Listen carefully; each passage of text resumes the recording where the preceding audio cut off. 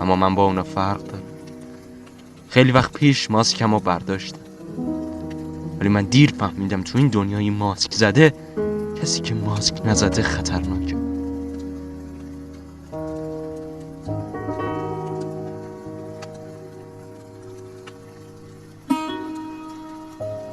اما یه روز مردی رو دیدم که ماسک نزده بود. توجهمو جلب کرد. تصمیم گرفتم بکشم.